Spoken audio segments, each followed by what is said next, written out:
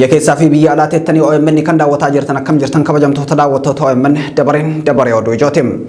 Godina Qeellam Wallaggaa aanaa Anfilloo fi naannoo isheetti tibbana mootummaan humna waraanaa guddaa bobbaasu hordofee dararamni uummata nagaan mudataa jiru hammaachuu jiraattota gidduudhaa kanneen OMN dubbise himan. Dilbata darbirraa eegalee waraanni konkolaataa 69 fe'amee kallattii sadiin gara aanaa Anfillootti bobbaafamee jiraachuun kan ibsan maddi odeeffannoo keenya keessumaa iddoo garjeeda jedhamutti maanguddoota dabalatee namooti nagaa akkanumaan ajjeefamaa jiraachuu ibsaniiti jiru. Haalli uummanni keessa jiru yaaddessaa ta'uu himuun uummanni Oromoo hawaasa nagaa rakkoo jabarra bu'ee jiru kanaaf sagalee ta'uu akka barbaachisu dhaammataniiti jiru. Oduu biraatiin hooggantoota fi qondaalota siyaasaa adda bilisummaa Oromoo dabalatee hidhamtoota siyaasaa hidhaa jiraniif sagalee ta'uu kan kaayeffate dulli Tiwiitaraa qophaa'e.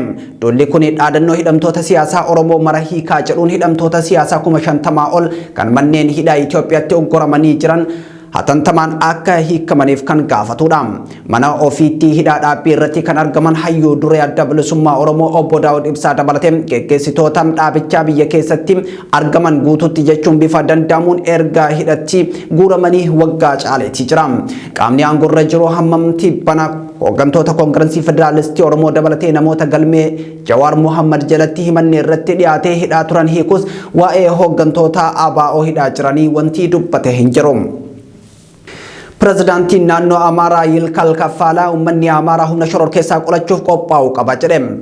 Miidiyichi naannicha akka gabaasetti humni shororkeessaa Tigraay kophaa isaa osoo hin taane garee finxaaliyyii baay'ee fi humnoota alaa wajjin hiriireen waraanaa jira jedheeti jira. Humni kun badu malee uummata Amaaraaf yaaddoodhas jedheeti jira. Tibbana mootummaan federaalaa hidhamtoota siyaasaa gallakkisuu hordofee humnoonni Amaaraa mormii dhageessaati jiru. Kana keessaa tokko kan ta'e pirezidaantii naannoo Amaaraa yoo ta'u yeroo mootummaan federaalaa mariif qophaa'aa jirra jedhutti mootummaan naannichaa moololaaf qophaa'aa jirra jedhaati jira.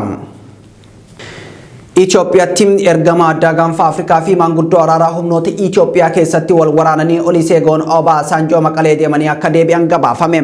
Adeemsa araaraa Maqalee fi Finfinnee gidduu deddeebi'aa kan jiran Obasanjoon qondaaltota naannichaa qaamaan argatanii dubbisaa turaniiti jiru.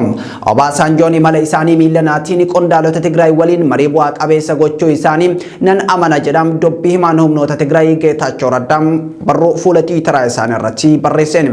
Oluseegun Obasanjoon waraana mootummaa Itoophiyaa fi humnoota Tigraay gidduutti deemaa jirutti xumura gochuuf tattaaffii taasisaa jiraniin mootummaa Ameerikaa fi dhaabbata mootummoota gamtoomanii dabalatee qaamolee garaagaraa biraa deeggarsa jabaa qabaachuu isaaniitu himama.